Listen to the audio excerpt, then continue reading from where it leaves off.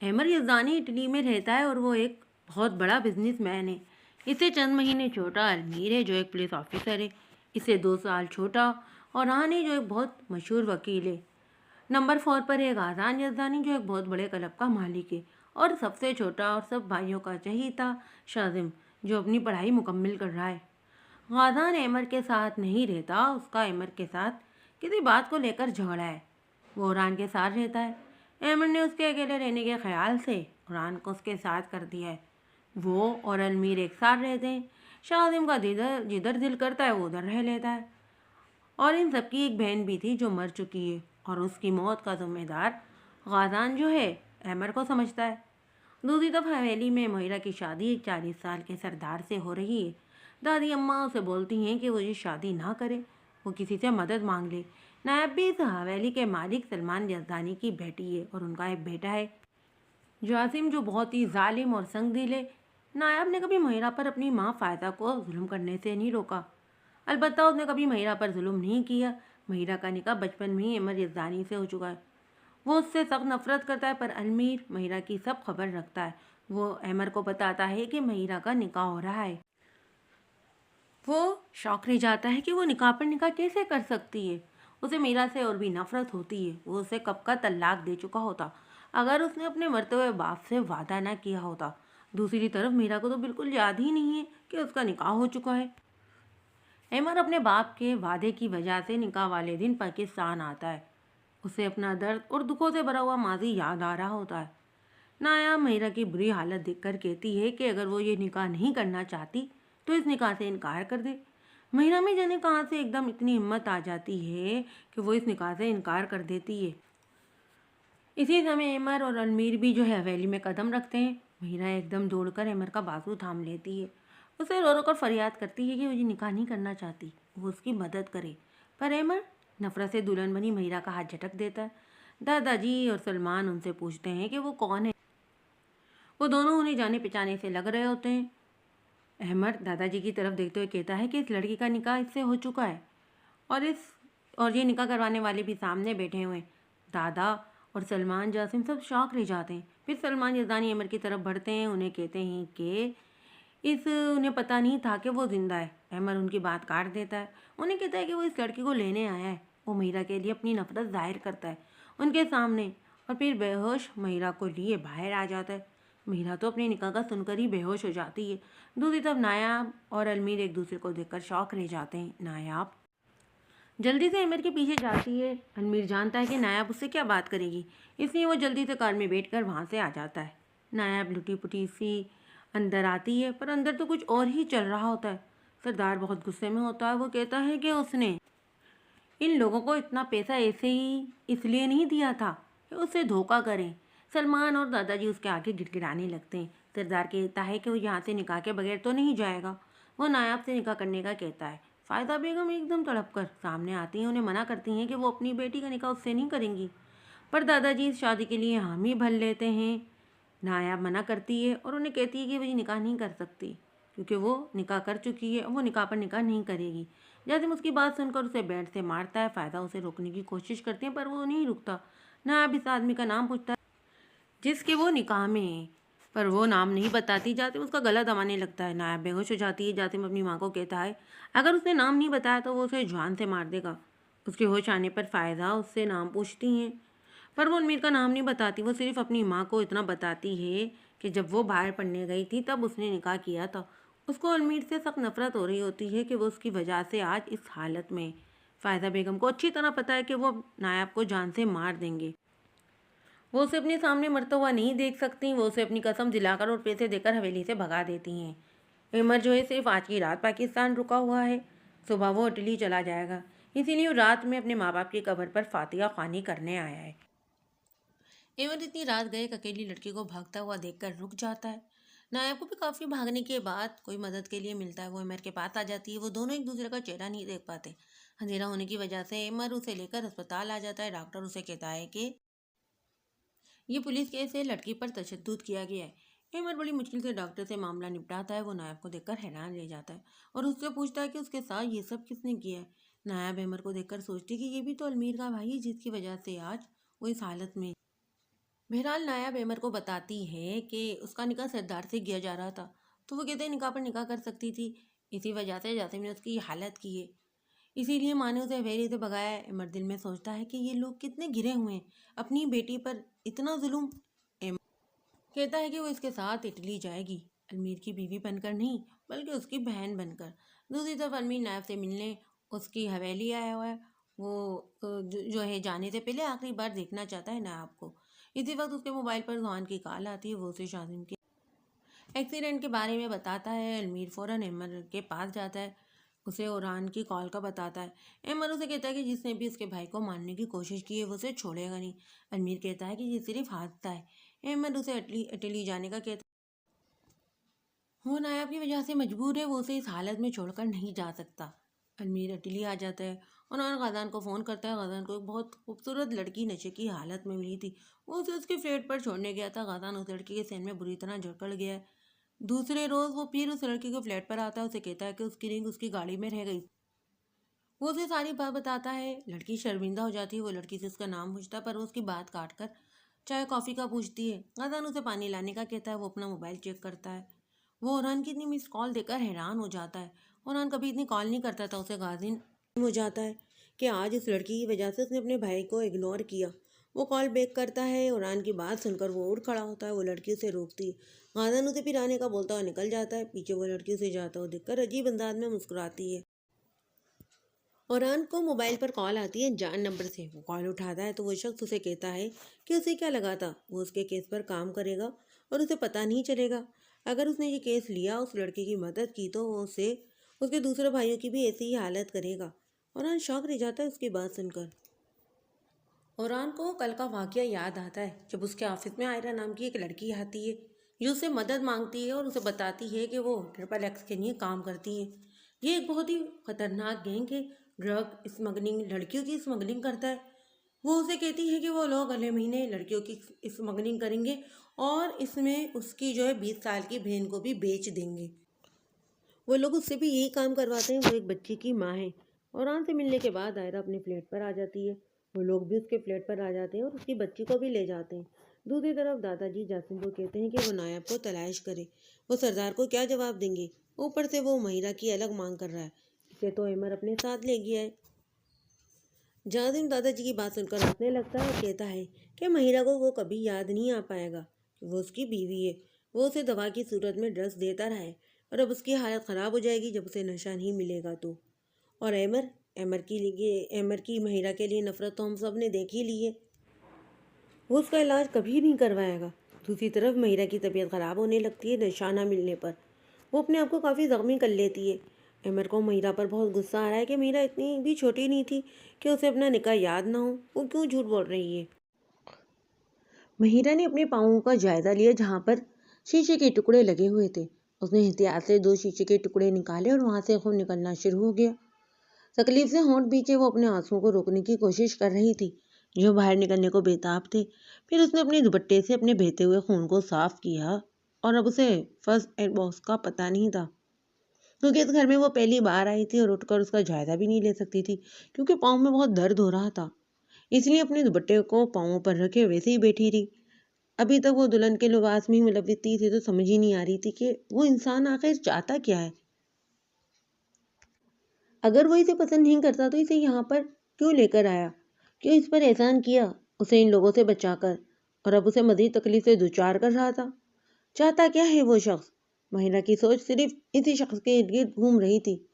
دلہن بن کر اس پر جس قدر روپ آیا تھا، اگر احمد یزدانی کی جگہ کوئی اور مرد ہوتا تو کب کا اس کے سامنے گھٹنے ٹیک چکا ہوتا، لیکن وہ احمد یزدانی تھا عام مردوں سے ذرا مختلف۔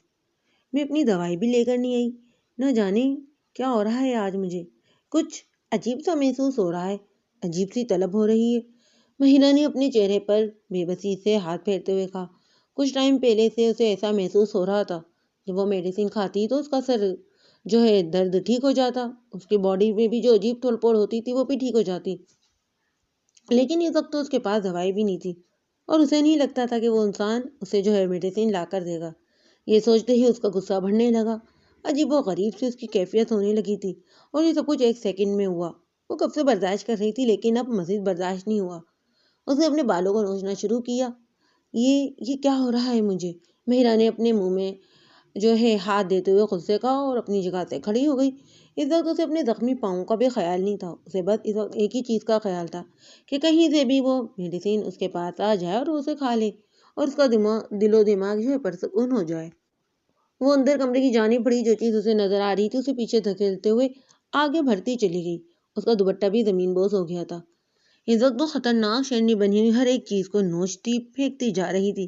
کچھ ہی وقت میں اس نے پورے فلیٹ کا حلیہ بگاڑ کر رکھ دیا اور اس میں وہ خود کو کافی حد تک تکلیف بھی پہنچا چکی تھی، لیکن اسے تو ہوش ہی نہیں تھا۔ وہ گہرے گہرے سانس لیتی دیوار کے ساتھ ٹیک لگائے زمین پر بیٹھ گئی۔ اس نے ایک نظر کمرے میں دوڑائی جس کا وہ حلیہ بگاڑ چکی تھی، لیکن اب وہ بہت زیادہ تھک چکی تھی۔ اس کے ہاتھ پر بھی چوٹ آئی تھی جس میں سے خون نکل رہا تھا، لیکن اب وہ وہیں بیٹھی رہی، اٹھنے کی سکت ہی نہیں تھی۔ غازان فوراً اسپتال پہنچا اور آن کو تلاش کرنے کی اسے ضرورت محسوس نہیں ہوئی، جیسے وہ سامنے ہی بیٹھا ہوا نظر آ گیا تھا۔ وہ دوڑتا ہوا اپنے بھائی کے پاس گیا جو اپنا سر ہاتھوں میں گرائے بیٹھا تھا۔ بھائی کیا ہوا؟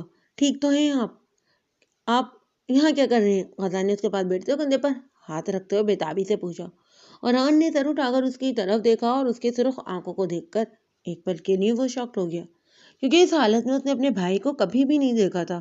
کیا ہوا بھائی؟ آپ تو مجھے اب ڈرا رہے ہیں۔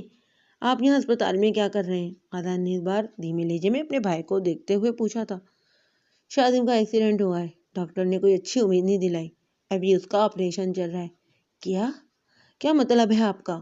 وہ تو بہت احتیاط سے ڈرائیونگ کرتا ہے، یہ بات آپ بھی جانتے ہیں، لیکن اس کا ایکسیڈنٹ ہو کیسے گیا؟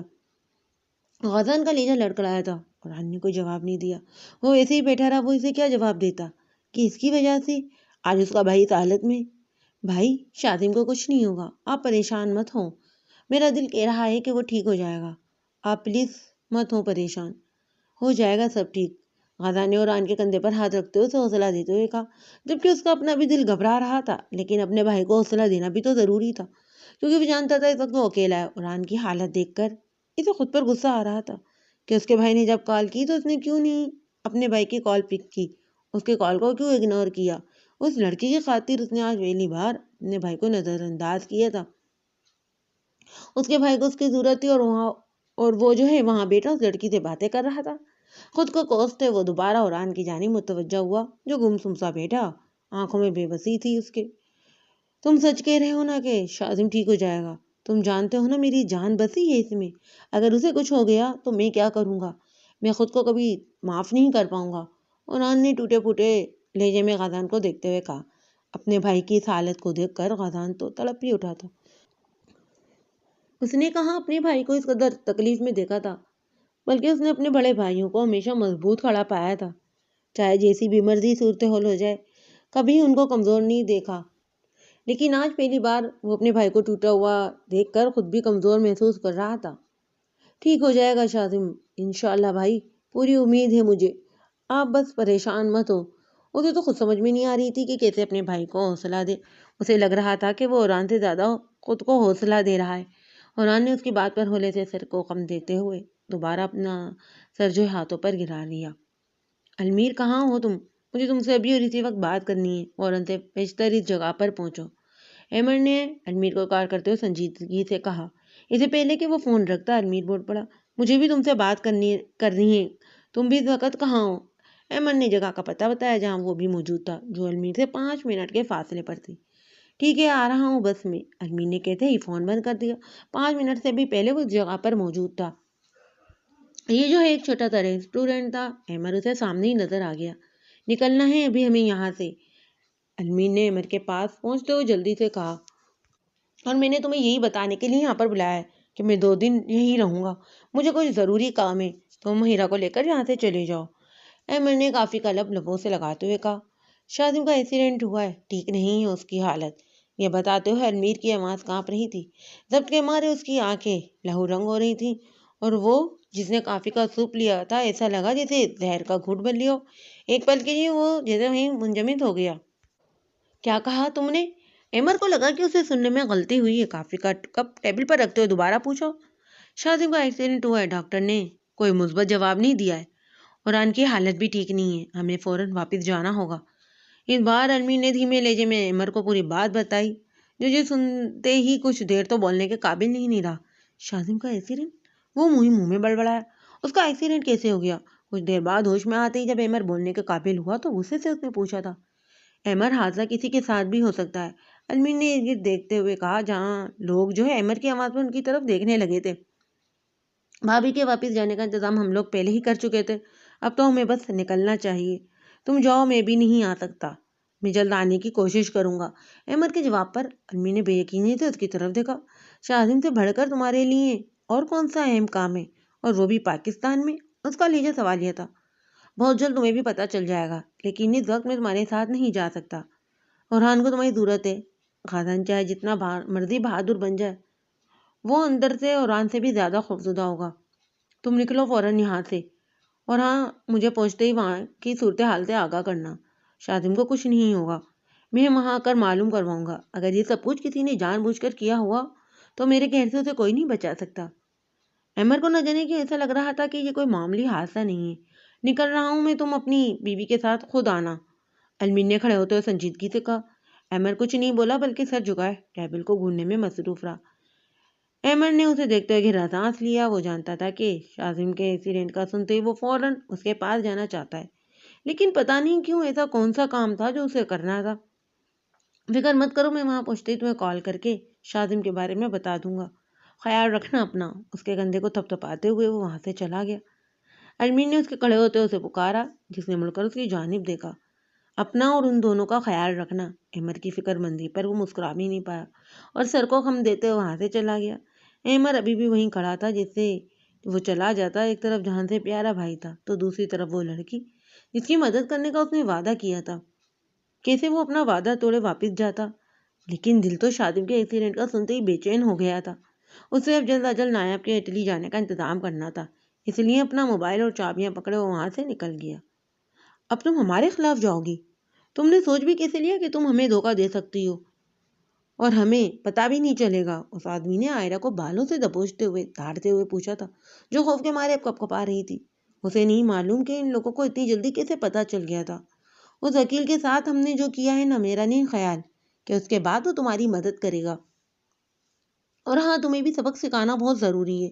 اگر آج تمہیں سبق نہیں سکھایا تو تم دوبارہ پھر ایسی ویسی کوئی نہ کوئی حرکت کرو گی۔ مقابل کا لہجہ پرسرار ہوا تھا۔ آئرہ نے بے یقینی سے اس کی طرف دیکھا۔ کیا مطلب؟ کیا کیا ہے تم نے اورحان کے ساتھ؟ اس نے لڑکھڑاتے ہوئے لہجے میں پوچھا، جس پر وہ کہکا لگائے ہنس پڑا تھا۔ یہ جاننے کی تمہیں بالکل بھی ضرورت نہیں ہے، لیکن ابھی تمہارے ساتھ کیا ہوگا اس پر تمہیں توجہ دینی چاہیے۔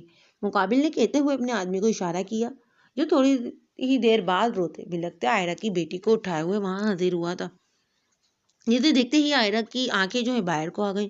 اس نے نفی میں سر ہلاتے جیسے سچ کو جھٹلانا چاہا کہ سامنے اس کی بیٹی ہی نہیں۔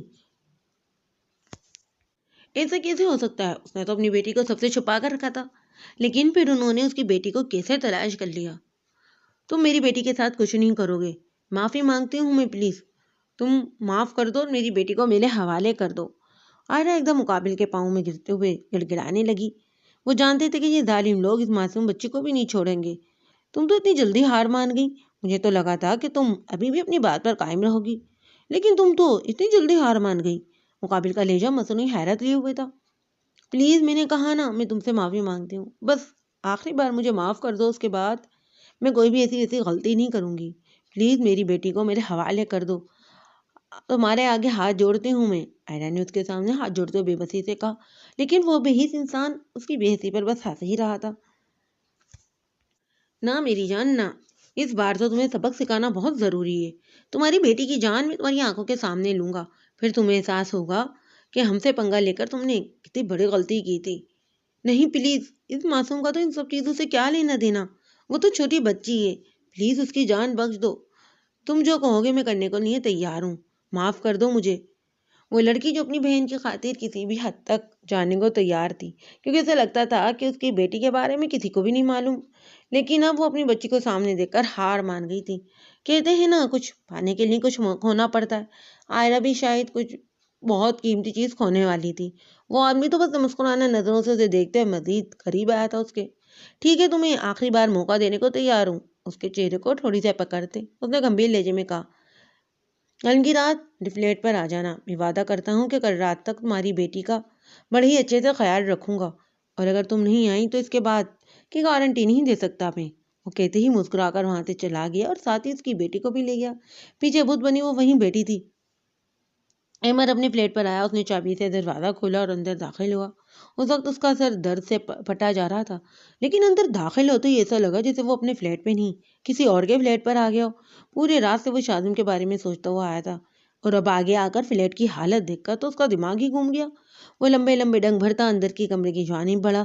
پہلے اس نے ایک کمرہ چیک کیا، وہ بھی خالی تھا، لیکن اس کی بھی حالت کچھ اچھی نہیں تھی۔ دوسرے کمرے میں داخل ہوا اور اندر کی حالت دیکھ کر اس کی آنکھیں کھلی کی کھلی رہ گئیں۔ ہر طرف بس سامان ہی سامان بکھرا ہوا تھا، اور فلیٹ کا ستیہ ناش کرنے والی نہ جانے کہاں غائب تھی۔ کہاں چلی گئی یہ بے وقوف لڑکی؟ احمد نے اپنے ماتھے کو 2 انگلیوں سے دباتے ہوئے خود کلامی کرتے غصے سے کہا۔ فلیٹ میں کوئی نہیں آیا، اتنا تو اسے یقین تھا، کیونکہ لاک ٹھیک تھا۔ وہ باہر آیا تو اسے مہرا کا دوپٹہ نظر آیا، جس پر اس کی نظر اب پڑی تھی۔ وہ فوراً آگے بڑھا اور اس کے دوپٹے کو تھاما۔ غور کرنے پر اس نے دیکھا کہ زمین پر خون کے نشان موجود ہیں۔ اس کے پاؤں میں تو چوٹ لگی تھی، اور وہ غصے میں اسے چھوڑے وہاں سے نکل گیا تھا۔ خود کو کوستے ہوئے اس نے دوبارہ کمرہ چیک کیا، اور دوسرے کمرے میں بیڈ کی جانب زمین پر پڑی بے سود سوئی ہوئی ملی تھی وہ اسے۔ وہ جلدی سے آگے بڑھا اور اسے سیدھا کیا۔ مہرا کی حالت دیکھ کر وہ کچھ پل تو حیرت زدہ ہی رہ گیا۔ اس کے چہرے اور گردن پر نوچنے کے نشان موجود تھے، ہاتھ سے بھی اس کے خون نکل رہا تھا اور بال بکھرے ہوئے تھے۔ احمد نے اس کی گردن کی نشان کو لیتے چونا چاہا، لیکن پھر ہاتھ اپنا پیچھے کر لیا۔ اس نے اسے اٹھا کر بیڈ پر بٹھایا۔ اس وقت اس کے چہرے پر سنجیدگی چھائی ہوئی تھی۔ فرسٹ ایڈ باکس سلاتے اس نے پہلے مہرا کے ہاتھ پر پٹی کی، پھر اس کے پاؤں کے پاس بیٹھے اس کا جائزہ لینے لگا۔ میں نے کبھی خواب میں بھی نہیں سوچا تھا کہ ایسے مجھے ایک لڑکی کے قدموں میں بیٹھنا پڑے گا، احمد نے دل میں سوچا، اور پھر آرام سے اس کے پیر کی ڈریسنگ کرنے لگا۔ جب اس کی نظر اس کے پاؤں میں پڑی، پازیب پر پڑی، نہ جانے اسے کیا سوچی، اس نے وہ پازیب اتار کر اپنی ہتھیلی پر رکھی اور اسے دیکھنے لگا۔ یہ پازیب اسے کچھ جانی پہچانی سی لگی تھی۔ فی الحال اس کے بارے میں سوچنے کا اس کے پاس ٹائم نہیں تھا، اس لیے پازیب کو اپنی پاکٹ میں ڈالے وہ اس کے چہرے اور گردن پر موجود نشانات کو دیکھ رہا تھا، جسے دیکھتے ایسا لگ رہا ہو جیسے اس نے خود کو نوچا ہو۔ لیکن وہ ایسا کیوں کرے گی؟ کیا یہ لڑکی پاگل ہے؟ احمد نے خود سے سوال کیا۔ اسے پتہ ہی نہیں چلا کہ انجانے میں ہی صحیح اس نے مہرا کا ہاتھ تھام لیا تھا۔ وہ اس وقت اس کے بے حد قریب بیٹھا اپنی سوچوں میں الجھا ہوا تھا۔ جب مہرا کی آنکھ کھلی تو اسے ہوش کی دنیا میں لائی۔ وہ چونک گیا۔ مہرا جو ہے اسے انجان نظروں سے دیکھ رہی تھی۔ جب احمد کی نظر اپنے ہاتھ میں تھامے اس کے ہاتھ پر پڑی، اس سے پہلے وہ اپنا ہاتھ پیچھے کرتا مہرا فوراً اٹھ کر اسے گلے لگ گئی۔ احمد تو اپنی جگہ پر منجمد رہ گیا۔ وہ مہرا سے اس قسم کی حرکت کی توقع نہیں کر رہا تھا۔ بری آنکھوں میں بھی بے یقینی صاف نظر آ رہی تھی۔ وہ مہرا کے دل کی دھڑکن کو اتنے قریب محسوس کر رہا تھا کہ اسے لگا جیسے اس کے اپنے دل کی دھڑکن رک گئی ہو جو بہت تیز چل رہی ہو۔ پلیز دوا لا دے مجھے میری، اس نے آہستگی سے بڑبڑاتے ہوئے کہا۔ اگر احمد اس کے قریب نہ ہوتا تو کبھی نہ سن پاتا، جبکہ اب تو وہ بے بسی سے رونے لگی تھی۔ اس نے اس کی شرٹ پر اپنی گرفت مضبوط کی تھی۔ کیا ہوا ہے تمہیں؟ کون سی دوائی؟ احمد کو خود بھی حیرت ہوئی کہ وہ اتنے آرام سے کیسے سے بات کر رہا ہے۔ وہ کچھ دیر اس کے جواب کا انتظار کرتا رہا، لیکن جب جواب نہیں آیا تو اسے کندھوں سے پکڑ کے اس نے تھوڑا سا پیچھے کیا۔ بکھرے بالوں کی کچھ لڑیں چہرے پر جڑ رہی تھیں اور سرخ آنکھیں، رونے سے گلابی پڑتا چہرہ۔ ایک پل کے لیے تو وہ اپنی نظریں ہٹانا ہی بھول گیا۔ تم نے خود کو کیوں تکلیف پہنچائی؟ اس کی آواز مہرا کے کان کے پاس سرگوشی نما آواز میں گونجی تھی۔ ابھی بھی وہ اس کے ساتھ چپکی ہوئی بیٹھی تھی۔ اگر اس وقت وہ ہوش میں ہوتی تو گلے لگنا تو دور کی بات، اس کے قریب آنے پر بھی 100 بار سوچتی۔ اب تو وہ باقاعدہ ہولے ہولے کانپنے لگی تھی۔ احمد نے گہرا سانس لیا اور بے ساختہ اس کا ہاتھ اس کے بالوں میں گردش کرنے لگا۔ اتنا تو اسے پتہ چل گیا تھا کہ اس وقت اس کے کسی بھی سوال کا جواب اسے نہیں ملے گا۔ یہیں پر بیٹھے وہ آگے کے بارے میں سوچنے لگا کہ اسے آگے کیا کرنا چاہیے۔ مہرا کو کیا مسئلہ ہے وہ یہ بعد میں دیکھے گا، اس وقت نایاب کے واپس جانے کا مسئلہ تھا۔ جب اچانک اس کے دماغ میں خیال آیا جس وجہ سے وہ کل تک اٹلی پہنچ سکتا تھا۔ ٹھیک کہتے ہیں کہ انسان کے پاس پیسہ ہو تو وہ بڑے سے بڑے کام بڑی آسانی سے کر سکتا ہے۔ یہ سوچتے ہی وہ تھوڑا مطمئن ہوا جب اسے اپنے دینے پر مہرا کی بھاری سانسوں کی تپش محسوس ہوئی۔ اسے مہرا کو پیچھے کرتے بیڈ پر لٹایا جو اب دوبارہ سو چکی تھی۔ مسئلہ کیا ہے تمہارے ساتھ؟ بہت جلد میں اس بارے میں بھی پتہ لگا لوں گا، لیکن فی الحال ابھی ایک اہم کام کرنا ہے۔ اس کے سرخ چہرے کو دیکھتے احمد نے دھیمے لہجے میں کہا اور وہاں سے اٹھ گیا۔ جتنا وہ غصے میں اسے ڈھونڈ رہا تھا اب اس کی حالت دیکھ کر نارمل ہو گیا تھا۔ احمد جو ہے پہلی فلائٹ سے اٹلی پہنچ گیا تھا، اور وہاں پہنچ کر اس نے غازان کو فون کرتے اسپتال کا پتہ معلوم کرتے ہوئے فوراً اسپتال پہنچا۔ سفر کی وجہ سے وہ اس وقت بہت زیادہ تھکا ہوا تھا۔ وہ اور عمر تو جب سے پاکستان گئے تھے سوئے بھی نہیں تھے، لیکن ادھر اسے اپنی پرواہ نہیں تھی۔ اسے بس جلدی سے شاذم سے ملنا تھا، دل میں کوئی بس اچھی خبر سننا چاہتا تھا۔ لیکن ضروری تو نہیں کہ جیسا ہم سوچتے ہیں ہمیشہ ویسا ہی ہو۔ وہ اسپتال پہنچا تو غازان باہر ہی کھڑا ہوا شاید اسی کا انتظار کر رہا تھا۔ بھائی، غازان نے عمران کو دیکھتے ہی کہا اور اس سے گلے جا لگا۔ بہت ضبط سے وہ کام لے رہا تھا، لیکن اب اس کا جواب دے چکا تھا۔ اوران کے سامنے تو اس نے خود کو کنٹرول کیا تھا، کیونکہ اوران کی حالت اس سے دیکھی نہیں جا رہی تھی جو اس سے زیادہ خراب تھی۔ اب اس کے سامنے وہ خود کو کمزور ثابت نہیں کرنا چاہتا تھا۔ اگر اس کے سامنے خود کو ثابت کمزور کر دیتا تو اوران بالکل ہی ہمت ہار جاتا، اور وہ ایسا ہرگز نہیں چاہتا تھا۔ شاذم کیسا ہے غازان؟ اوران نے اس کے کندھے کو تھپ تھپاتے ہوئے پوچھا۔ بھائی، ڈاکٹر نے کوئی بھی مثبت جواب نہیں دیا، اور اسے ابھی تک ہوش بھی نہیں آیا، چوٹیں بہت زیادہ آئی ہیں۔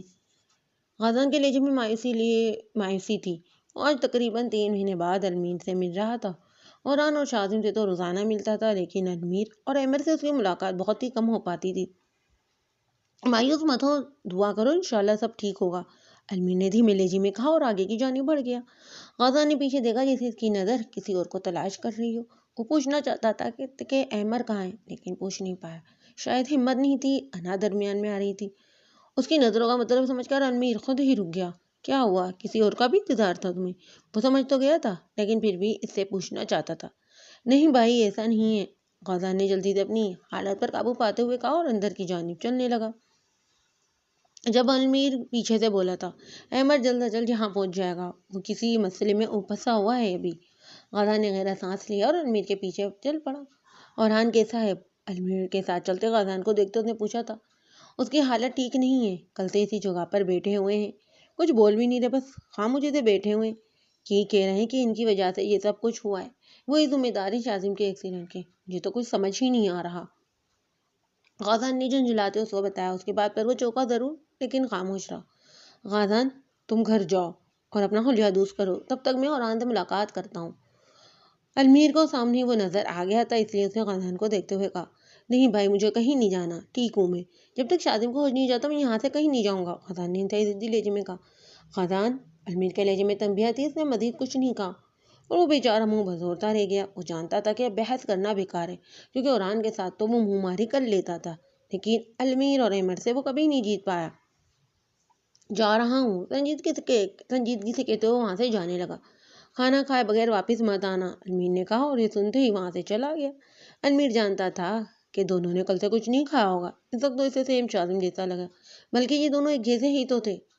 عائرہ اس وقت خاموش بیٹھی اپنے ہاتھوں کی لکیروں کو دیکھ رہی تھی۔ جب وہ چھوٹی تھی تو یہ لوگ اسے اپنے ساتھ لے آئے تھے، ہر چیز ان دونوں بہنوں کو فراہم کی۔ وہ معصوم بچی، اسے تو کسی چیز کا پتہ ہی نہیں تھا۔ ان لوگوں کا کام کا ایک اصول تھا کہ جب تک لڑکی 20 سال کی نہیں ہو جاتی تھی ان سے کوئی بھی کام یا دھندا وغیرہ نہیں کروایا جاتا تھا۔ تب تک ان لوگوں نے عائرہ اس کی بہن کا بہت اچھے سے خیال رکھا، اور عائرہ بھی خوش تھی۔ ان لوگوں نے جب عائرہ تھوڑی بڑی ہوئی تو وہ اس سے جو ہے کانٹریکٹ سائن کروایا کہ وہ لوگ اس کا اور اس کی بہن کا ہر طرح کا خیال رکھیں گے، لیکن وقت آنے پر دونوں بہنوں کو ان کے کام آنا ہوگا۔ اور عائرہ نے بنا کوئی سوچے سمجھے اس کانٹریکٹ پر سائن کر دیا، لیکن وہ نہیں جانتی تھی کہ یہ کانٹریکٹ اس کی عزت کے ساتھ اس کی جان بھی لے سکتا ہے۔ جیسے ہی عائرہ 20 سال کی ہوئی، اسے کچھ لوگوں کے سامنے پیش کیا گیا۔ وہ کم عقل اور ناسمجھ تھی، کیونکہ ان دونوں بہنوں کو گھر سے باہر جانے نہیں دیا جاتا تھا، اس لیے اسے چیزوں کا زیادہ پتہ نہیں تھا۔ وہ لوگ جیسا کہتے تھے یہ دونوں کرتی جاتی۔ اس کی چھوٹی بہن تو بہت چھوٹی تھی، لیکن عائرہ میں بھی عقل نہ ہونے کے برابر تھی۔ وہ تو اسی میں خوش تھی کہ یہ لوگ ان کا خیال رکھتے، لیکن وہ نہیں جانتی تھی کہ ہر چیز کی قیمت ادا کرنی پڑتی ہے، اور اسے بھی ایک بھاری قیمت ادا کرنی تھی۔ وہ ڈری سے 20 سال کی لڑکی ان آدمیوں کے سامنے کھڑی تھی۔ ان میں سے ایک آدمی نے عائرہ کو پسند کر لیا اور اس کی موٹی قیمت XXX گینگ کو دے دی۔ اس گینگ کو 3 سے 4 لوگ ہینڈل کرتے تھے، لیکن جو ان کا مین لیڈر تھا پوری گیم اس کے ہاتھ میں ہوتی، باقی سب تو کٹ پتلی تھے۔ وہ سب کو حکم دیتا اور وہ 3 سے 4 لوگ اس کے گینگ کو آگے لے کر چلتے۔ ان میں سے ایک آدمی نے عائرہ کو دیکھتے ہوئے کہا کہ تمہیں اس کے ساتھ 1 سال تک رہنا ہے، اس کے بعد تم آزاد ہو۔ عائرہ نے نہ سمجھی تو اس آدمی کی طرف دیکھا۔ کیا مطلب؟ مجھے کیوں اس کے ساتھ رہنا ہے؟ اور وہ ہنستے اس کے پاس آیا۔ تمہیں کیا لگتا ہے ہم نے جو تمہیں اتنا پالا، تم پر اتنا پیسہ لگایا، وہ تم سے وصول نہیں کریں گے؟ اس آدمی نے عائرہ کے بالوں کی لٹ کو کھینچ تو پورے اسرار لہجے میں کہا۔ وہ تو ابھی بھی نہ سمجھی تو صحیح دیکھی جا رہی تھی، لیکن بہت جلد اسے سب کچھ سمجھ میں آنے والا تھا۔ جس آدمی نے اسے خریدا وہ اسے اپنے ساتھ کہہ نہیں ڈالی گیا۔ وہاں جا کر اسے اس آدمی کی بات کا مطلب سمجھ میں آیا۔ لیکن تب تک بہت دیر ہو چکی تھی۔ 1 سال تک وہ اس قید میں رہی۔ وہاں سے اس نے بھاگنے کی بھی کوشش کی لیکن ناکام رہی۔ وہ اس آدمی پر ہاتھ بھی اٹھاتا تھا، اس کو مارتا پیٹتا اور اپنی حفیظ کا بھی نشانہ بناتا۔ تھک ہار کر آئمہ نے ہمت توڑ دی اور ویسے ہی 1 سال گزر گیا۔ 1 سال بعد آئرہ کو واپس اسی گھر میں لایا گیا جہاں پہ اس کی بہن تھی۔ اپنی بہن کو دیکھ کر اس نے سکون کا سانس لیا کہ شکر ہے کہ وہ ٹھیک ہے، کیونکہ ابھی وہ 20 سال کی نہیں ہوئی تھی۔ لیکن ابھی سے ان لوگوں سے نفرت ہونے لگی تھی۔ آئرہ کو لگا کہ اب وہ آزاد ہے، کیونکہ جانے سے پہلے اس آدمی نے کہا تھا کہ تم اس کے ساتھ 1 سال تک رہو گی، اس کے بعد تم آزاد ہو، اور اسی امید سے واپس آئی تھی کہ اب وہ آزاد ہے، وہ اپنی بہن کو لے کر یہاں سے بہت دور چلی جائے گی۔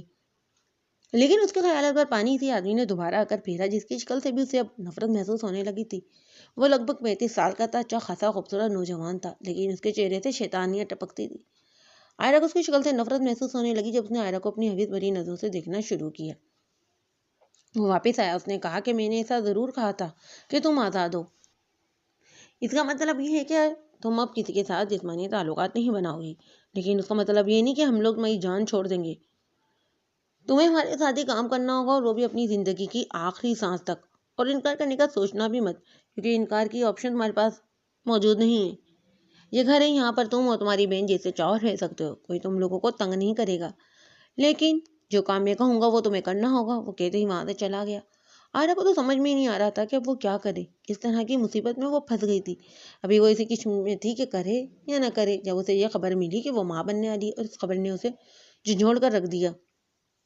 وہ بنا شادی کے انسان کے بچے کی ماں بننے والی تھی جس نے اسے عیاشی کے لیے استعمال کیا۔ وہ بہت دنوں تک روتی رہی، خود سے لڑتی رہی، لیکن بلاخر اس نے ہمت اس نے ہار مان لی، کیونکہ ان تمام معاملات میں ننھی سی جان کا کوئی قصور نہیں تھا۔ اس لیے اس نے فیصلہ کیا کہ وہ بنا کسی کے علم میں لائے اس بچی کو دنیا میں لائے گی اور اسے پالے گی۔ اسی دوران اس نے منصوبہ بندی شروع کر دی کہ اسے آگے اب کیا کرنا ہے، کسے اپنی بہن کو یہاں سے اس دلدل سے نکالنا ہے۔ اور جب اسے اوران ملا تو اسے لگا اس کی محنت رنگ لائی ہے۔ اوران اسی مدد کرنے کو تیار تھا، لیکن اب لگتا تھا جسے سب کچھ ختم ہو گیا۔ اوران کو بھی وہ سب کچھ بتا چکی تھی، جس کے بعد اس نے فیصلہ کیا کہ اس کی مدد کرے گا۔ آئرہ خیالوں سے باہر نکلی تھی۔ اب اسے اپنی بیٹی کی خاطر ایک بار پھر خود کو اس گھٹیا آدمی کے سامنے پیش کرنا تھا۔ کاش وہ بھی باقی کی طرح سب کی طرح نارمل زندگی گزار سکتی۔ المیر نے اوران کی طرف دیکھا، بکھرا سا ملکہ سا اولیا۔ یہ چہرہ اوران کا تو نہیں تھا جس نے آخری بار اسے دیکھا تھا۔ المیر چلتا ہوا اس کے پاس جا کر بیٹھا۔ اسے بھی پتہ چل گیا تھا کہ یہ کون ہے، لیکن خاموش رہا۔ اوران، گھر جاؤ، فریش ہو جاؤ، تم نے کیا ہولیا بنا لیا ہے؟ شادی تمہیں اس حالت میں دیکھے گا تو اسے بالکل اچھا نہیں لگے گا۔ جانتے ہو نا اس کا کہنا ہے کہ اسے اپنے بھائی ایسے چاہیے کہ کوئی اگر ان کو دیکھے تو نظریں ہٹانا بھول جائے۔ المیر نے ماحول کو ہلکا پھلکا کرنا چاہا۔ آپ دونوں کیسے سب سنبھال لیتے ہیں؟ میں تو خود کو نہیں سنبھال پا رہا تو غازان کو کیسے حوصلہ دیتا؟ اوران نے اس کی ساری باتوں کو نظر انداز کرتے ہوئے پوچھا تھا، جس پر وہ کچھ پل اسے دیکھتا رہا، پھر بولا، کیونکہ ہم دونوں تم تینوں کے بڑے بھائی ہیں، ہمیں ہمت اور صبر سے کام لینا ہوتا ہے۔ اگر تکلیف ہوتی بھی ہے تو برداشت کرنی ہوتی ہے، کیونکہ ہمیں معلوم ہے کہ اگر ہم ٹوٹ گئے تو باقی تم سب کا کیا ہوگا۔ میں تو کچھ بھی نہیں ہوں عمر کے سامنے، اس انسان کی ہمت کی داد دیتا ہوں جو وہ ہم سب کو برداشت کرتا ہے، بنا کچھ کہے ہمارا خیال رکھتا ہے، بڑے بھائیوں کا، اپنے چھوٹے بہن بھائیوں کا خیال رکھتا ہے۔ لیکن تمہاری طرح خود کو تکلیف پہنچانے سے کہ شادی میں جلد ٹھیک ہو جائے گا؟ آخر میں اس نے سوالیہ نظر سے دیکھتے ہوئے پوچھا تھا۔ یہ سب میری وجہ سے ہوا ہے بھائی، شاذم آج اس حالت میں میری وجہ سے، کیسے خود کو معاف کر پاؤں گا میں؟ میرا بھائی آج میری وجہ سے تکلیف میں ہے، آپ نے اسے دیکھا، پٹیوں میں لپٹا وہ شاذم تو کہیں سے نہیں لگ رہا، ہر وقت ہنستا مسکراتا، آج بالکل خاموش ہے۔ کل صبح وہ کتنا خوش تھا، اور اب اس کی حالت دیکھ کر میرا دل کٹ رہا ہے۔ وہ اپنا چہرہ ہاتھوں میں گرائے بے بسی سے بولا۔ المیر خاموشی سے وہاں سے اٹھ کر چلا گیا، اور جب واپس آیا تو ہاتھ میں سینڈوچ اور جوس تھا۔ اوران، پہلے کچھ کھا لو پھر بات کرتے ہیں، پلیز بھائی، بھوک نہیں ہے مجھے۔ اوران نے صاف انکار کرتے ہوئے کہا، تم چاہتے ہو کہ میں تمہیں اپنے ہاتھوں سے کھلاؤں؟ مجھے تو کوئی مسئلہ نہیں ہے، لیکن تمہیں اس چیز سے بہت چڑ ہے۔ المیر نے اسے گھورتے ہوئے کہا، کیونکہ المیر جب خود کھا رہا ہوتا تھا تو عمر کے علاوہ جو بھی بھائی اس کے پاس ہوتا وہ اسے بھی کھلا دیتا۔ شاذم اور غازان کو مسئلہ نہیں ہوتا، لیکن اوران کو چڑ چڑھتی تھی کہ وہ اب چھوٹا بچہ نہیں ہے۔ میں ڈاکٹر سے بات کر کے آتا ہوں، تب تک تم یہ کھا لو، پھر مجھے ساری تفصیل جاننی ہے۔ کہتی اس نے اس کا کندھا تھپ تھپایا اور وہاں سے ہٹ کر چلا گیا۔ تھوڑی دیر بعد المیر واپس اوران کے پاس آیا، جس نے تھوڑا سا صحیح لیکن سینڈوچ کھا لیا تھا۔ ڈاکٹر نے کہا کہ اگر شاذم کو کل تک ہوش آ گیا تو ٹھیک، ورنہ وہ کوما میں جا سکتا ہے۔ چوٹیں بہت زیادہ گہری آئی ہیں اور اس کا خون بھی بہت ضائع ہو گیا ہے۔ وہ تو شکر تھا کہ لوگوں نے جلد از جلد اسے اسپتال پہنچا دیا، ورنہ کچھ بھی ہو سکتا تھا۔ اب بتاؤ تمہیں کیا ہوا ہے؟ علمیر نے سنجیدگی سے پوچھا اور ان کا سر جھکا ہوا تھا جب اس نے بات کی شروعات کی۔ میرے پاس ایک کیس آیا تھا، وہ لڑکی میری مدد چاہتی تھی۔ قرآن نے بولنا شروع کیا، وہ آہستہ آہستہ اسے ساری بات بتاتا چلا گیا۔ علمیر بہت غور سے اس کی بات سن رہا تھا، اس کے چہرے کے تاثرات ویسے ہی تھے جیسے کہ اس کی بات کی شروعات میں تھے۔ قرآن نے بری بات اسے بتا دی، وہ خاموش رہا کچھ پل کے لیے، تو وہ دونوں کے درمیان خاموشی حائل رہی تھی۔ پھر علمیر نے گہرا سانس لیتے قرآن کی طرف دیکھا۔ کیا تمہیں اب اپنے فیصلے پر پچھتاوا ہو رہا ہے کہ تمہیں اس لڑکی کا کیس نہیں لینا چاہیے تھا یا اس کی مدد نہیں کرنی چاہیے تھی؟ جھوٹ نہیں بولوں گا میں، لیکن مجھے ایسا لگتا ہے کہ اسی وجہ سے آج میرا بھائی اندر زندگی اور موت کی کشمکش میں جھول رہا ہے۔ قرآن نے صافی کا مظاہرہ کرتے ہوئے کہا، دیکھو قرآن، جو ہونا تھا ہو گیا۔ شاید شاطم کی قسمت میں اسی طرح ہونا لکھا تھا۔ اب ہم اس طرح کی چیزوں کی وجہ سے خوفزدہ ہو کر اپنے فرائض سے تو پیچھے نہیں ہٹ سکتے۔ ابھی تم پیچھے ہٹ جاؤ گے، کیا بعد میں خود کا سامنا کر پاؤ گے کہ تم نے ایک معصوم لڑکی کی مدد نہیں کی جو بہت آج سے تمہارے پاس آئی تھی؟ علمیر نے سوچتی ہوئی نگاہوں سے دیکھتے اسے پوچھا تھا۔ مجھے کچھ سمجھ نہیں آ رہا بھائی، اور اس وقت تو کچھ بھی میں نہیں سمجھ پا رہا ہوں، قرآن نے بے بسی سے اپنے چہرے پر ہاتھ پھیرتے ہوئے کہا تھا۔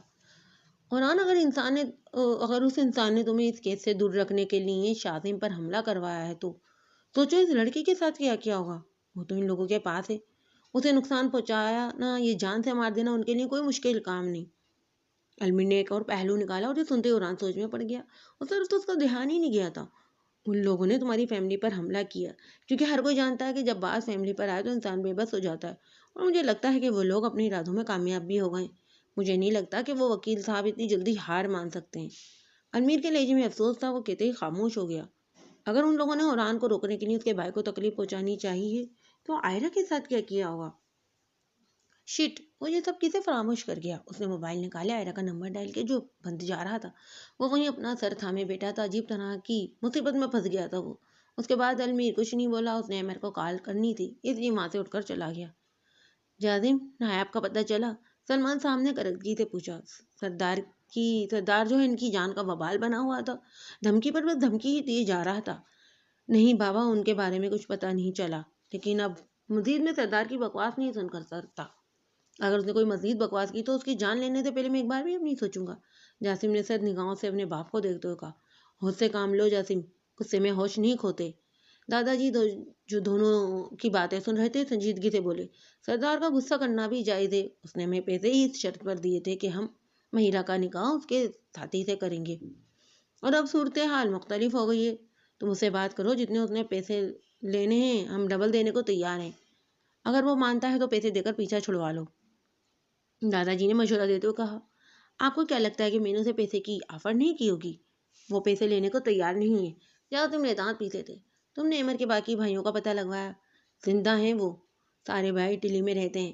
عمر جانا مانا بزنس مین ہے، علمیر پولیس آفیسر، اورحان وکیل، اور غازان کا اپنا کلب ہے، جبکہ شاذم جو ہے یونیورسٹی جاتا ہے۔ یہاں پر تو پھر بھی عمر پر مشکل سے صحیح ہاتھ ڈالا جا سکتا تھا، لیکن اٹلی تو ان کا شہر ہے، وہاں ان بھائیوں پر ہاتھ ڈالنا بہت مشکل ہے۔ جاسم نے پرسوچ انداز میں کہا۔ اسے اتنی جلدی ساری معلومات کیسے مل گئی یہ کسی کو معلوم نہیں تھا، نہ کسی نے جاننے میں دلچسپی ظاہر کی۔ عمر نے کافی محنت کی اپنے بھائیوں پر، صاف نظر بھی آ رہا ہے۔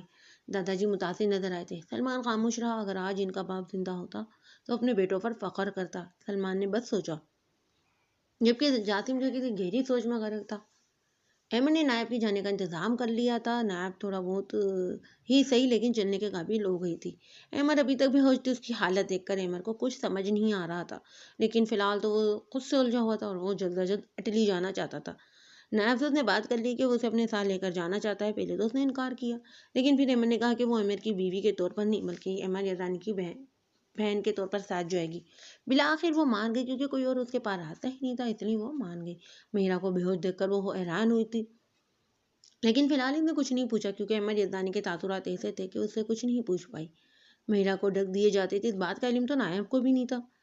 جہاز پورا خالی تھا، سوائے ان تینوں کے کوئی اور نہیں تھا۔ نائب نے آنکھیں مول لی، اس کے بعد کون آیا کون نہیں سے کچھ نہیں معلوم تھا۔ آج وہ پھر اتنے سالوں بعد اٹلی جا رہی تھی، جہاں کچھ اچھی یادیں تھیں تو کچھ بری یادیں بھی تھیں، اور بری یادوں کو اس نے بہت کوشش کی بھولنے کی، لیکن ناکام رہی تھی۔ तकरीबन 7 घंटे की फ्लाइट के बाद वो लोग इटली पहुंच चुके थे। अहमद ने महिरा और नायाब को घर छोड़ा, लेकिन जब वो बाहर निकलने लगा तो उसे ख्याल आया कि घर में तो सारे मेल मुलाजिम हैं। अपने माथे को मसलते उसने इन सबको 2 सेकंड में इकट्ठा होने को कहा और सबको छुट्टी दे दी। अब वो नायब के कमरे के बाहर खड़ा दरवाज़ा नॉक कर रहा था। नायब और महिरा एक ही कमरे में थी। जी, मैं जा रहा हूँ, मुझे एक ज़रूरी काम है, तुम दोनों अपना ख्याल रखना। आप दोनों इस घर में महफूज है। मैं सारे मुलाजमीन को छुट्टी दे चुका हूँ। वो सब मेल से अगर कुछ खाना हो तो नीचे किचन में जाकर देख सकती हो। तुरंत की चीज़ हर वहाँ मौजूद है। अहमद ने बताया और वापिस जाने के लिए मुड़ा। क्या मैं आपसे कुछ पूछ सकती हूँ? उसने थोड़ा झिझकते हुए पूछा। अहमद ने मुड़कर एक आबरू चुकाते हुए देखा। आप परेशान लग रहे हैं, सब खैरियत तो है? शाजिम का एक्सीडेंट हुआ है, उसकी हालत ठीक नहीं, दुआ करना तुम कि उसे होश आ जाए। अहमद ने बताया और वहाँ से चला गया। नायाब खीरा सांस लेती वापिस महिरा के पास आकर बैठ गई। वो अलमीर के सारे भाइयों से मिल चुकी थी, लेकिन इस वक्त इन दोनों को मालूम नहीं था कि वो कौन है। नायम ने चादर उतारे साइड पर रखी। जिस्म तो अभी भी दर्द कर रहा था, लेकिन अब दर्द काबिल बर्दाश्त था। जिस्म पर नील के निशानात अभी भी मौजूद थे, जिसका फौरन गायब हो जाना नामुमकिन था। उसे शरारती था शादी में अच्छा लगा था, जो रिश्ते में उसका देवर भी लगता था। घर तो वो पहले भी आ चुकी थी। हेमन ने ये घर बहुत खूबसूरत बनाया था। वो दिल में दुआ कर रही थी कि शादी को अल्लाह सेहत और तंदुरुस्ती अता फरमाए। अमर बिखरेउली के साथ अस्पताल पहुंचा था। वो नफासत पसंद इंसान आज बिल्कुल ही खुद से लापरवाह, बस अपने भाई को ही देखना चाहता था। थोड़ी देर पहले गाजान भी अस्पताल आ चुका था और वो तीनों खामोश अपनी ही सोचों में उलझे थे जब गाजान ने अमर को देखा, जो उनकी तरफ ही देख रहा था। वाइट शर्ट के साथ ब्लैक ड्रेस पैंट में बाजू को फोल्ड किए, माथे पर बेतरतीबी से बाल बिखेरे, आंखों में परेशानी लिए। वो रफ्सोली में भी वहां मौजूद लड़कियों का दिल धड़का गया था। गाजान ने ये बात बहुत बार दिल में तस्लीम की थी और आज फिर कर रहा था कि उसके भाइयों को अल्लाह ने बेशुमार खूबसूरती से नवाजा है। अमर फौरन अलमीर के और उरहान के पास आया। वो दोनों बैठे हुए थे और गाजान कुछ फासले पर खड़ा था। उरहान ने अमर को देखा और उसके गले लग गया। अलमीर ने अमर को घूर कर देखा था, जिसने उसकी घूरी को इग्नोर किया। अमर की नज़र गाजान पर पड़ी, जो इसे ही देख रहा था, लेकिन उसके देखने पर वो फौरन से पेचतर अपनी नजरों का जाविया तब्दील कर गया। हाथ पर अभी भी पट्टी बंधी हुई थी। खुद को किसी चीज़ का कसूरवार मत ठहराओ, जो होना था तो हो गया। आगे का सोचो अब क्या करना है। और जहाँ तक बात है शादिम की, वो मेरा बहादुर भाई है, वो जल्द ठीक हो जाएगा इंशाल्लाह। अहमद ने उरहान की पीठ को थपथपाते हुए हौसला देते हुए कहा, जितने छोटे बच्चे की तरह साबित में सर हिलाया। अहमद ने इसे देखते हुए हल्का सा मुस्कुरा पड़ा। तुम सब में जान बसती है मेरी। अगर तुम में से किसी ने कुछ भी करने की कोशिश की तो उसे पहले मेरा सामना करना होगा। और वही मेरे भाई इतने कमजोर नहीं है जो इतनी जल्दी हार मान जाए। वो नरमी से उसे देखते हुए बोल रहा था। एमर और अलमीर के समझाने पर उसके दिल का बोझ हल्का हुआ था। कहाँ थे तुम? अलमीर ने उसे मशकूक नजरों से देखते हुए पूछा। बाद में बात करते हैं, फिलहाल डॉक्टर ने क्या कहा है? एमर ने उसे देखते हुए संजीदगी से पूछा। इससे पहले कि वो जवाब देता, नर्स उनके पास आई थी। आपके पेशेंट को होश आ गया है। नर्स के बताने पर चारों के चेहरे पर खुशी की लहर दौड़ गई। वो नर्स इन भाइयों से बात करने के लिए इतनी बेचैन थी कि उसने डॉक्टर को बताने से पहले इनको बता दिया। इतने में नर्स को घूरी से नवाजते डॉक्टर रूम में दाखिल हुआ, जो चेकअप के लिए ही आया हुआ था। नर्स ने इनको भी जो है बाहर रुकने का कहा। जब डॉक्टर कुछ देर बाद बाहर आया, आपके पेशेंट को होश आ गया, जख्म बढ़ने में वक्त लगेगा, लेकिन उसके बाजू में जो है फ्रैक्चर आया है। बाकी आप कुछ देर बाद इन लोगों को घर लेकर जा सकते हैं। क्या हम शादीम से मिल सकते हैं? गाजान ने आगे बढ़ते हुए पूछा। जी बिल्कुल। ये सुनते गाजान अंदर की जानिब बढ़ गया। मैं अपने भाई को आज ही घर जो है लेकर जाना चाहता हूँ। मुझे लगता है कि उसे यहाँ खतरा हो सकता है, और घर में जो है इसका अच्छे से हम ख्याल भी रखेंगे। अहमद ने डॉक्टर को देखते हुए कहा, ये तो मुनासिब लगे आपको। डॉक्टर ने मुस्कुराते हुए कहा और वहाँ से चला गया। जाओ रहन, मिल लो शादिम से, इसके कंधे को थपथपाते हुए अहमद ने कहा, जो मुस्कुराते हुए वहाँ से चला गया। शादिम के होश में आने का सुनकर उसकी जान में जान आई थी। उसके जाने के बाद अहमद वहीं बेंच पर ढेसा गया। ठीक हो तुम? अहमद ने उसे देखते हुए परेशानी से पूछा। थक गया हूँ, तुम जाओ, मैं कुछ देर में आता हूँ। अहमद ने आंखें बंद किए ही कहा। अलमीर भी जो है वहाँ से चला गया। मोहम, मैंने आपसे वादा किया था कि मैं अपने भाइयों का ख्याल रखूंगा, लेकिन ये मुझे इतना मुश्किल क्यों लगता है? मुझे लगता है कि मैं हार जाऊंगा। मैं अपने भाइयों की हिफाजत नहीं कर पाऊंगा। न जाने मैं अपना वादा पूरा कर पाऊंगा भी या नहीं। लेकिन एक बात की मैं गारंटी दे सकता हूँ, हमेशा अपने भाइयों का आखिरी सांस तक ख्याल रखूंगा, चाहे फिर उसके लिए मुझे अपनी जान ही क्यों ना देनी पड़े।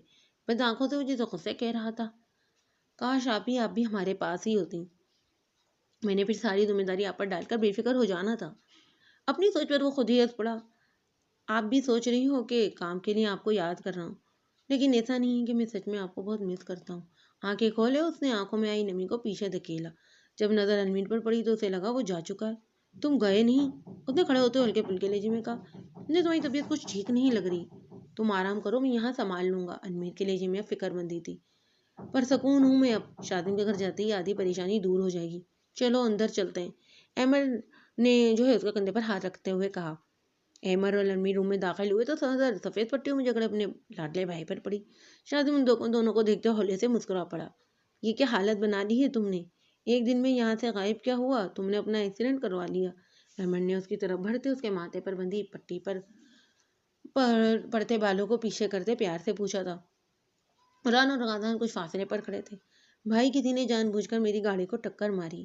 آپ تو جانتے ہیں نا میں کتنے احتیاط سے گاڑی چلاتا ہوں، وہ آہستہ آواز میں بولا تھا۔ چہرہ دنوں میں ہی مرجھاتا گیا تھا اس کا۔ شادم کی آنکھیں نیچے بھی گہرا سا کٹ لگا تھا، اس کے خوبصورت چہرے پر وہ نشان کافی واضح نظر آ رہا تھا۔ پتہ لگوا لوں گا میں، لیکن ابھی تمہیں گھر جانا ہے، میں نہیں چاہتا تم یہاں رہو اور ہمارے دشمن اس بات کا فائدہ اٹھائیں۔ شادم نے ہولے سے عصابت میں سر ہلایا۔ مجھے نہیں معلوم تھا کہ میرے ایکسیڈنٹ کی وجہ سے میرے سارے بھائی اکٹھے ہو جائیں گے، لیکن آج میں بہت خوش ہوں۔ شادم نے مسکراتے ہوئے سب کو دیکھتے ہوئے کہا۔ غازان کی نظر احمد پر پڑی، جو اسے ہی دیکھ رہا تھا۔ غازان نے نظروں کا زاویہ بدل دیا اور چہرہ دوسری جانب موڑ لیا۔ غازان بھائی، آپ بھی میرے ساتھ میرے گھر آئیں گے نا؟ شادم نے امید بھرے لہجے میں اسے دیکھتے ہوئے پوچھا۔ باقی سب بھی اس کے جواب کے منتظر تھے۔ مجھے ایک ضروری کام ہے، میں بعد میں آ جاؤں گا، غازان نے گر دیکھتے ہوئے کہا۔ شادم یہ سنتے پھر بھی مسکرا پڑا، لیکن اب کے بولا کچھ نہیں۔ ان کا کچھ نہیں ہو سکتا، نہ جانے یہ ضد میں کس پر چلا گیا ہے، المیر نے غازان کو دیکھتے ہوئے دل میں سوچا۔ غازان نے محسوس کیا کہ شادم اداس ہو گیا، اس لیے گہرا سانس لے کر چلتا ہوا اس کے پاس ہے۔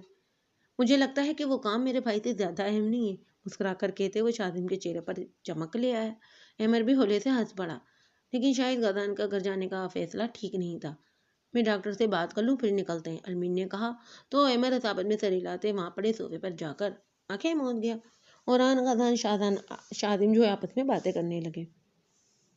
میرا ابھی تک بے ہوش تھی، نائب نے صبح کا کچھ نہیں کھایا تھا اور اب تو اس کے پیٹ میں چوہے دوڑ رہے تھے، اس لیے ہمت کرتی اٹھی اور ایک نظر میرا کے معصوم چہرے پر ڈالتے ہوئے کمرے سے نکلی۔ وہ پہلے بھی یہاں آ چکی تھی، اس لیے سارے راستوں کا اسے بہت اچھے سے معلوم تھا۔ اسے پہلے کہ وہ کچن کی طرف بڑھتی اسے کچھ جانی پہچانی تھی آواز نے متوجہ کیا۔ وہ آواز کس کی تھی یہ وہ اچھے سے جانتی تھی۔ اس نے زور سے اپنی چادر پر گرفت مضبوط کی اور سائڈ پر ہو گئی۔ المیر اور شادم کو اس کے کمرے کی جانب لے گیا، ان کے پیچھے غازان اور احمد آگے پیچھے داخل ہوئے۔ جب غازان کی نظر نایاب پر پڑی تھی بھی اسے دیکھتے ہی حیران ہوا۔ احمد بھی اسے دیکھ چکا تھا، ان سب چیزوں میں وہ یہ تو بھول ہی گیا کہ نایاب اور وہ مہرہ کو یہیں لے کر آیا۔ حران اور المیر بھی واپس آ گئے۔ شادم دواؤں کے زیر اثر اب سو رہا تھا، اس لیے وہ دونوں سے لٹانے کے بعد باہر آ گئے تھے، لیکن نایاب کو دیکھتے ہی المیر کے قدم وہیں جم گئے اور حران بھی اسے دیکھتے ہوئے حیران ہوا تھا۔ تم یہاں کیسے؟ یہاں کیا کر رہی ہو؟ المیر نے ناسمجھی سے اسے دیکھتے ہوئے پوچھا۔ یہ یہاں تمہاری بیوی کی حیثیت سے نہیں، میری بہن کی حیثیت سے آئی ہے، اور اس کی حفاظت اب میرے ذمے ہے، احمد نے سنجیدگی سے المیر کو دیکھتے ہوئے کہا۔ نایاب کو نہ جانے کیوں یہ سن کر اچھا لگا تھا، وہ جانتی تھی کہ المیر احمد کی کتنی عزت کرتا ہے۔ یہ یہاں کیا کر رہی؟ غازان نے نایاب کو دیکھتے ہوئے سنجیدگی سے پوچھا تھا۔ اب اس کا رخ احمد کی طرف تھا۔ سوال تو احمد کو پوچھنا چاہیے تھا، لیکن وہ خاموش کھڑا بس نایاب کے معصوم مکھڑے کو ہی دیکھے جا رہا تھا۔ غازان اور آنے اسے روکنا چاہا، لیکن احمد نے ہاتھ کی اشارے سے منع کر دیا اور نایاب کو جانے کا اشارہ کیا۔ المیر تو ابھی تک حیران و پریشان کھڑا تھا، اسے سمجھ ہی نہیں آئی کہ نایاب یہاں کیا کر رہی ہے، اور اس کی حالت دیکھ کر تو اس کا دل کٹ سا گیا تھا، لیکن اس میں اتنی ہمت ہی نہیں تھی کہ ایک قدم بھی آگے بڑھا سکے۔ اس کے چہرے پر بھی کچھ زخم کے نشانات موجود تھے۔ تمہیں نایاب سے کیا مسئلہ ہے؟ احمد نے غازان کو دیکھتے ہوئے سنجیدگی سے پوچھا۔ مسئلہ مجھے ان سے نہیں، مسئلہ مجھے آپ سے۔ آپ کو کیا لگتا ہے کہ آپ ان کی حفاظت کر سکتے ہیں؟ غازان چلتا ہوا اس کے سامنے آ کر کھڑا ہو گیا تھا۔ احمد کی کچھ دیر پہلے کی گئی بات اس کے دماغ پر ہتھوڑے کی طرح لگی تھی۔ کہنا کیا چاہتے ہو تم؟ صاف صاف لفظوں میں کہو۔ احمد کا لہجہ بھی نارمل ہی تھا، لیکن اسے غازان کا رویہ تکلیف بہت دے رہا تھا۔ میرے کہنے کا صاف مطلب یہ ہے کہ جب آپ ہماری بہن کی حفاظت نہیں کر سکے تو ان کی کیا حفاظت کریں گے؟ آپ اتنے پر اعتماد کیسے ہو سکتے ہیں کہ آپ حفاظت کریں گے ان کی؟ آپ نے تو آپ ہی کے بارے میں بھی ایسے ہی کہا تھا، پر آپ ان کی حفاظت نہیں کر پائے اور وہ ہمیں چھوڑ کر چلی گئی، صرف اور صرف آپ کی وجہ سے۔ اس کے لہجے میں بے بسی گھل گئی تھی اور آواز اور لہجہ بھی بھاری ہوا۔ سب جانتے تھے کہ وہ اپنی بہن سے کتنا اٹیچ تھا۔ غازان بس بہت ہوا، اور نے آگے بڑھتے اس کی طرف آنا چاہا، لیکن احمد نے پھر ہاتھ کے اشارے سے اسے روک دیا۔ میں نے کہا نا کوئی آگے نہیں آئے گا، بولنے دو اسے۔ اس کا لہجہ بھرپور سنجیدگی لیے ہوئے تھا۔ المیر کھڑا اپنے دو بھائیوں کو دیکھ رہا تھا۔ اس وقت وہ نایاب کو دیکھ کر اتنا شاکڈ ہوا کہ اسے کچھ پل لگے تھے سمجھنے میں کہ ہو کیا رہا ہے۔ غازان کی باتیں سن رہا تھا وہ، لیکن آگے کی جانب قدم نہیں بڑھا پا رہا تھا۔ آپ ان کو واپس بھیج دیں، میں نہیں چاہتا کہ ان کا حال بھی ویسا ہی ہو جیسا آپ ہی کا ہوا تھا۔ اور بعد میں آپ کیا کریں گے؟ آپ تو یہ کہ اگر خاموش ہو جائیں گے نا کہ آپ ان کی حفاظت نہیں کر سکے، اور آپ ہی کی طرح وہ بھی ہم سب کو چھوڑ کے دور چلی جائے گی۔ اس لیے بہتر یہ ہے کہ آپ ان کو واپس بھجوا دیں۔ غازہ نے بھرپور سنجیدگی سے احمد کو دیکھتے ہوئے کہا، تمہیں لگتا ہے کہ میں اپنی بہن کی موت کا ذمہ دار ہوں؟ احمد نے اپنا ایک ایک قدم غازان کی طرف بڑھاتے اس کی آنکھوں میں آنکھیں ڈالتے ہوئے پوچھا تھا۔ ایک پل کے لیے تو اس کی آنکھوں کے صدمے ہی دیکھ کر غازان بھی کانپ اٹھا تھا۔ مجھے لگتا نہیں، یقین ہے مجھے پورا، آپ ہی ذمہ دار ہیں ان کی موت کے۔ ایک ہی جگہ پر آپ دونوں تھے، آپ ہی کی جان کیسے چلی گئی اور آپ صحیح سلامت واپس آ گئے؟ غازان کا لہجہ سوالیہ تھا اور وہ اپنے اندر کا غبار نکال رہا تھا، اور یہ بھی نہیں سوچ رہا تھا کہ سامنے والے کو اس کے الفاظ سے کتنی تکلیف پہنچ رہی ہے۔ شاید اس وقت وہ ہوش میں نہیں تھا، تو تم چاہتے تھے کہ میں بھی وہیں پر مر جاتا، پھر تمہیں میری بات پر یقین آنا تھا کہ میں سچ بول رہا تھا۔ لیکن خیر، اگر میں مر جاتا تو تمہیں یقین کون دلاتا؟ پھر تو تمہیں یقین کرنا ہی پڑتا ہے، کیونکہ لاشیں تو بولتی تھوڑی ہیں۔ احمد نے بے بسی سے مسکرایا تھا، اس کی مسکراہٹ میں چھپی تکلیف محسوس تو غازان نے بھی کی، بس اس کے دل کو بھی کچھ ہوا تھا۔ وہ ایسا کچھ نہیں بولنا چاہتا تھا، اور المیر بھی جو ہے اس وقت ہوش میں آیا اور فوراً آگے بڑھا۔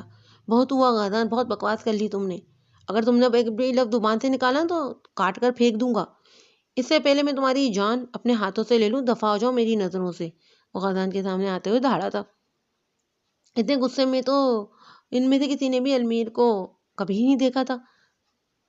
آپ تو ان کی سائڈ لیں گے، سب کچھ جانتے ہوئے بھی آپ لوگ ان کی سائڈ لیتے ہیں، کیوں؟ آخر وہ ایک دم چیخ پڑا تھا، اور یہاں پر المیر کا ادب جواب دے گیا۔ اس کا ہاتھ آج پہلی بار اپنے بھائی پر اٹھا، اس کے چہرے پر نشان چھوڑ گیا۔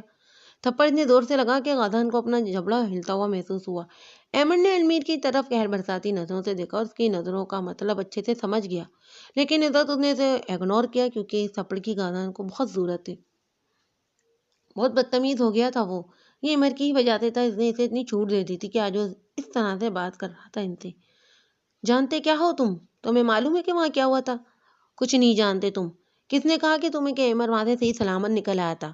اگر کسی نے اسے ترس کھا کر اسے اسپتال نہ پہنچایا ہوتا تو یہ بھی آج ہمارے درمیان نہ ہوتا۔ اس نے خود کی قربانی دی صرف اور صرف ہم بہن بھائیوں کے لیے، اور تم آج اتنے بڑے ہو گئے ہو کہ اپنے بڑے بھائی جس نے ہم سب کو باپ کی طرح پالا، اس کی محبت پر انگلی اٹھا رہے ہو۔ شرم آ رہی ہے مجھے تمہیں اپنا بھائی کہتے ہوئے۔ المیر کا بولتے ہوئے سانس پھول گیا تھا۔ غازان بدھ بنا المیر کی باتیں سن رہا تھا۔ احمد کو لگا اندر جیسے آکسیجن کم ہو رہی ہے۔ گھبراہٹ کی وجہ سے اس نے اپنے قدم باہر کی جانب بڑھا دیے۔ کچھ تکلیف دہ یادیں پھر سے اس کے اوپر سوار ہو رہی تھیں۔ اوران بھی جلدی سے اس کے پیچھے بڑھا تھا، جو باہر کھڑا گہرے سانس لیتا اپنا سانس ٹھیک کرنے کی کوشش کر رہا تھا۔ بھائی ٹھیک ہیں آپ؟ یہاں بیٹھے ہیں آپ، میں آپ کے لیے پانی لاتا ہوں۔ اس کے چہرے کی سرخ رنگت کو دیکھتے اندر کی جانب بڑھا اور ایک سیکنڈ میں پانی کا گلاس لاتے اس کی جانب بڑھا، جسے اس نے ایک ہی سانس میں پی لیا، اور اب کچھ بہتر محسوس ہوا تھا اسے۔ وہ گارڈن میں بیٹھ گیا اور ران بھی وہیں بیٹھ گیا تھا۔ کچھ دیر دونوں کے درمیان خاموشی چھائی رہی۔ بھائی آپ غازان کی باتوں کو دل پر مت لیجیے گا، وہ نہ سمجھے بنا سوچے سمجھے بول دیتا ہے، اور دیکھ لیجیے گا تھوڑی دیر بعد ہی اسے احساس ہوگا تو وہ سوری بولے گا آپ کو۔ کیا ابھی تمہیں بھی لگتا ہے کہ میں خود غرض ہوں؟ میں نے اپنے بارے میں سوچا صرف۔ احمد نے آہستگی سے پوچھا۔ بھائی بے شک مجھے نہیں معلوم کیا ہوا کیا نہیں، لیکن میں اتنا جانتا ہوں کہ آپ خود غرض نہیں ہیں۔ آپ نے ہم سب کو باپ کی طرح پالا ہے، جب سے میں نے وہ سنبھالا آپ کو محنت کرتے ہوئے پایا، وہ بھی صرف ہمارے لیے۔ پریشان مت ہوں آپ، میں غازان کو سمجھاؤں گا۔ نہیں اوران، بس خیال رکھنا اس کا کوئی غلط قدم نہ اٹھا لے۔ میں کچھ دیر اب آرام کرنا چاہتا ہوں، تم غازان کے پاس جاؤ، شاذم کا ہم یہاں لوگ خیال رکھ لیں گے۔ احمد نے کھڑے ہوتے اس سے کندھے پر ہاتھ رکھتے ہوئے کہا، جب اس نے بنا کچھ کہے احمد کو گلے لگایا۔ جو تھپڑ بھائی نے اس بے وقوف انسان کو مارا ہے نا، وہ آپ کو مارنا چاہیے تھا، تاکہ اس کی عقل ٹھکانے آ جاتی۔ اوران نے پیچھے ہوتے ہوئے کہا، ایسا ناممکن ہے، تم بھی یہ بات اچھی طرح جانتے ہو۔ احمد نے اسے گھورتے ہوئے کہا، جو ہنس پڑا تھا۔ وہ جانتا تھا احمد خود کو نقصان پہنچا لے گا، لیکن کبھی بھی غازان پر ہاتھ نہیں اٹھائے گا۔ احمد اسے دیکھ کر اندر کی جانب بڑھ گیا۔ اندر غازان ابھی بھی وہیں کھڑا تھا اور المیر صوفے پر بیٹھا ماتھا تھامے ہوئے تھا۔ یقیناً اسے اب دکھ ہو رہا تھا کہ اس نے غازان پر ہاتھ کیوں اٹھایا۔ احمد نے دونوں کو ایک نظر دیکھا اور اپنے کمرے کی جانب قدم بڑھا دی۔ غازان اسے جاتے ہوئے دیکھ رہا تھا۔ اس نے اتنا کچھ احمد کو کہا، لیکن اس نے آگے سے کچھ نہیں کہا تھا۔ یہ اسے کیا ہو گیا؟ غصے میں وہ کیا کچھ بول گیا؟ غازان نے اپنے قدم المیر کی طرف بڑھائے جب وہ بول اٹھا، کل بات کریں گے غازان، آج کے لیے اتنا تماشا کافی ہے، اور جانے سے پہلے ایک بار شادم کے بارے میں سوچ لینا، تمہارے جانے سے شاید اسے اچھا نہیں لگے۔ المیر نے کھڑے ہوتے سنجیدگی سے کہا، اور یہ کہتے ہوئے وہاں سے چلا گیا۔ غازان ابھی بھی وہیں کھڑا تھا۔ المیر کے پاکستان میں رکنے کی وجہ نایاب تھی، اس نے جیسے خود سے سوال کیا۔ اسے مجھے کیوں نہیں بتایا، اور نایاب کو ہوا کیا ہے؟ وہ اپنے ماتھے کو مسلتے ہوئے ٹہلتے ہوئے سوچ رہا تھا۔ گھر آ کر اس کا ارادہ شاور لینے کے بعد سونے کا تھا۔ پاکستان سے آنے کے بعد وہ سویا نہیں تھا، لیکن یہاں تو سب کچھ الٹ گیا تھا۔ میں یہاں کھڑے کیوں سوچ رہا ہوں؟ بیوی ہے میری، خود جا کر بھی اس سے پوچھ سکتا ہوں۔ دماغ نے جسے اس مسئلے کا حل بتایا، اس کی بات مانتے اس نے اپنے قدم اس کے کمرے کی جانب بڑھائے جس میں نایاب موجود تھی۔